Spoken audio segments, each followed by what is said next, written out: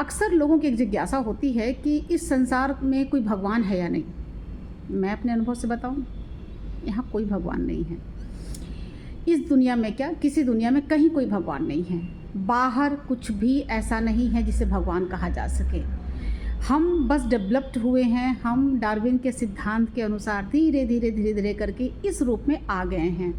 कोई भगवान नहीं बैठा आपका दुखड़ा सुनने के लिए, कोई भगवान नहीं बैठा है आपको आपके दुखों से बाहर निकालने के लिए, क्योंकि ये दुख उन्होंने नहीं रचा है, आपने रचा है, आपके अस्तित्व ने रचा है, आपके चुनावों ने रचा है। तो कोई ऐसा भगवान नहीं है जो आपको आपकी मुसीबतों से, आपके किए गए कर्मों से छुटकारा देगा। बाहर कोई भगवान नहीं है, जो है आप ही के भीतर बैठा है और वो आप ही के भीतर रह करके सारा हिसाब किताब देख रहा है और उसी के अनुसार वो आपको फल दे देता है। इस भाषा में सुनना अच्छा लगता है, लेकिन प्रैक्टिकली जो फैक्ट है वो ये है कि पूरी पृथ्वी, पूरा यूनिवर्स, हर प्लानेट एक सिस्टम के तहत चल रहा है।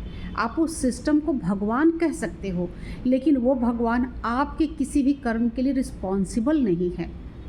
वो आपको लेकर के कोई मैग्नीफाइंग ग्लास लेकर नहीं बैठा है कि मैं देखूं कि फलना आदमी क्या कर रहा है, उसको क्या सज़ा देनी है। उसका सिस्टम ही ऐसा है कि आपने जो किया वो ऑटोमेटिक आपके साथ होगा, वो रिटर्न होना नहीं है, वो आपने किया और आपके पास आ चुका है। तो बाहर कोई भी नहीं है जो रेगुलेट कर रहा है, वो भीतर ही है।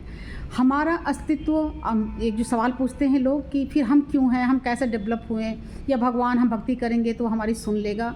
आप जब भक्ति करते हो तो आप अपने ही अंदर बैठे उस अस्तित्व के, उस सिस्टम को आप बता रहे होते हो कि आप अब अपनी लाइफ में क्या चाहते हो, कैसे बदलाव चाहते हो, या आप बाहरी हर तरह के दबाव और हर तरह की लुभावने चीज़ों से अपने आप को मुक्त कर रहे हो। तो आपका सिस्टम ही आपको फिर उसके अनुसार आगे बढ़ाता है, उसके अनुसार उस तरह की चीज़ें दिखाता है। कोई बाहर से कुछ भी नहीं करता। मतलब इस संसार में जो भी आपको बाहर दिख रहा है वो है ही नहीं।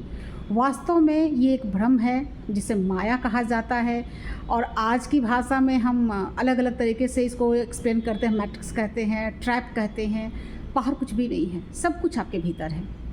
हम सिर्फ डेवलप हुए हैं, जैसे बाकी के जीव जंतु डेवलप हुए हैं वैसे ही हम डेवलप हुए हैं। और हम अपने आप को मानते हैं कि हम ऊपर वाले की, हम अस्तित्व की सबसे सुंदर कृति हैं।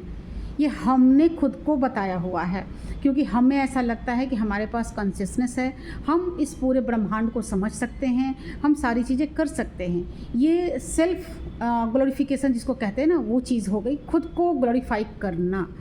लेकिन दूसरे जीव जंतु भी जहाँ जहाँ हैं, जिस स्टेज पे हैं, वहीं से वो उन चीज़ों को फील कर पाते हैं। उनका अपना ग्लोरिफिकेशन होगा, उनका अपना संसार होगा, उनकी अपनी सोच होगी जो आप कैच नहीं करते, आपको नहीं पता, और आप बोलते हो कि नहीं हम सबसे ज़्यादा डेवलप्ड हैं। मैं मानती हूँ कि हमारे जो शारीरिक विकास है, जो हमारी चीज़ें हैं, वो बाकी के अन्य जीव जंतुओं से बहुत ज़्यादा कॉम्प्लिकेटेड हैं, बहुत आराम से, धीरे धीरे, बहुत लंबे समय के बाद डेवलप हुई हैं। उसमें बहुत सारी एबिलिटीज़ हैं, लेकिन इसका ये मतलब नहीं कि हम श्रेष्ठ हैं। एबिलिटी होना, डेवलप्ड हो जाना श्रेष्ठता का प्रमाण नहीं होता। इस धरती पर अगर आप सावधानी से, थोड़े गौर से, ईमानदारी से सोचोगे ना, तो हम सबसे बेकार लोग हैं। मतलब मनुष्य जो 2 पैरों पे खड़ा है सबसे बेकार है। इसने इस पृथ्वी को कुछ भी दिया नहीं है। ये लगातार इस पृथ्वी का सिर्फ शोषण कर रहा है। लगातार पृथ्वी के बाकी के एलिमेंट्स हैं, बाकी के जीव जंतु हैं, उन सब का शोषण कर रहा है। तो हमने इस पृथ्वी को कुरूप बनाया है, सुंदर नहीं। पृथ्वी की सुंदरता हर एक जीव जंतु, पेड़ पौधे, पूरे एनवायरनमेंट के कॉम्बिनेशन से है। हम एक ऐसे एलिमेंट के तौर पर डेवलप हो गए हैं जो इन सारी चीज़ों के बीच में एक तरह का व्यतिक्रम ला रहा है, एक तरह का वो रुकावट पैदा कर रहा है, एक तरह का उसमें कुरूपता पैदा कर रहा है। हमने सुंदरता नहीं पैदा की है, हमने मनुष्य जाति के लिए सुविधाएं पैदा की हैं, लेकिन ये सुविधाएं हमारी धरती के लिए बोझ हैं, गलत हैं, उनके लिए नुकसानदेह हैं। तो इस धरती को अगर मौका मिले, या इस धरती को अगर एक एंटिटी के तौर पे देखो कि वो अपने आप को बचाने के लिए क्या करेगी, तो सबसे पहले मनुष्यों का नाश करेगी। क्योंकि ये मनुष्य वास्तव में एक ऐसा प्राणी बन कर के सामने आ रहा है जिसने सिर्फ और सिर्फ नुकसान पहुंचाया है पूरे प्लानेट को।